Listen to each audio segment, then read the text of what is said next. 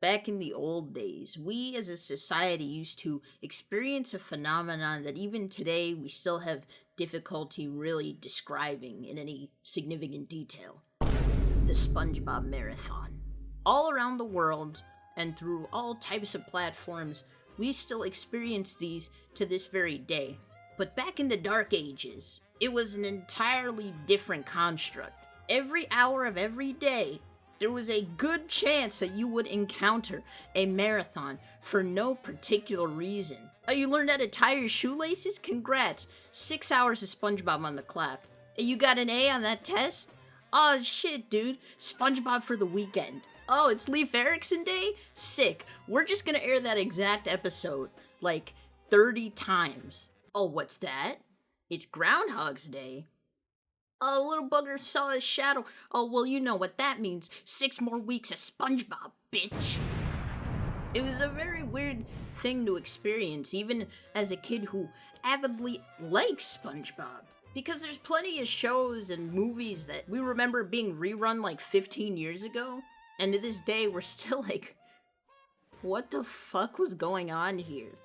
And while we never really had to ask that question with regard to this show, it still felt weird to have like full weeks or days where they would air nothing but this show. Yo, I'm gonna be honest, Teen Titans Go has never reached that level of pandemonium. I know you think you went through the same thing, but you did not. Things were different back in the day.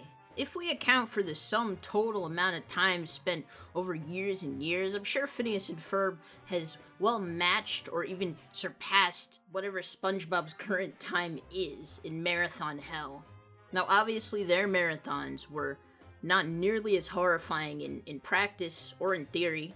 I would say out of SpongeBob or Teen Titans Go, this one was maybe liked more consistently because it was just around for a little less time. But then also, of course, they had some type of crazy theming for every event. Some of you probably remember watching the show during the last days of summer marathon on Disney XD, which was basically the Phineas and Ferb channel for a number of years. It was marketed as a 70-hour push leading up to the premiere of the season 4 finale, Last Day of Summer, and 70 hours it was. Obviously, putting this thing together meant having to crunch a lot of numbers, and based off of the math I did, it would take you about 60 hours or so to get through the entire show.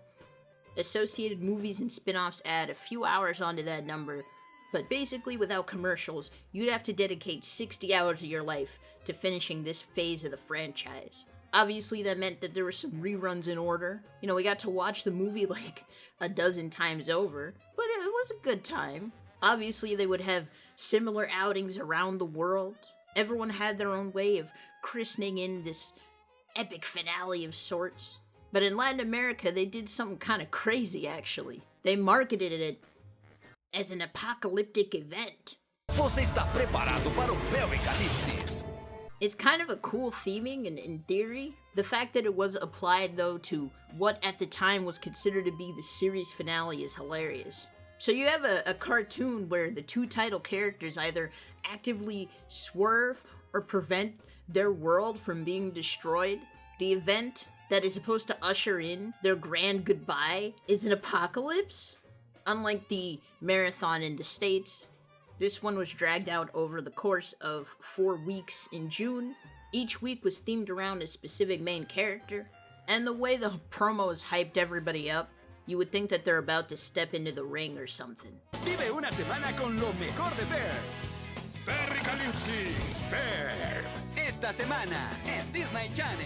To this day, the show still receives its fair share of marathons. Pretty much every year, sometime during the summer, Disney XD does something related to this show.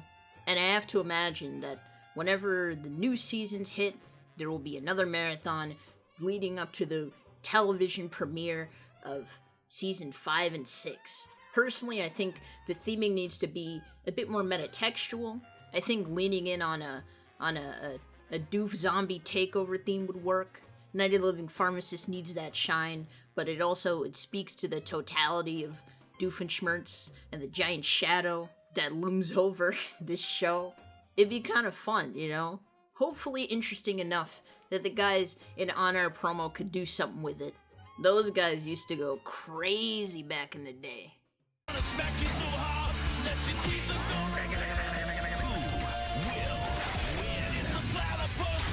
Find out on an all-new Phineas and Ferb, Friday, July 6th at 9, 8 Central, part of Night of Premieres on Disney Channel. Pretty cool, huh?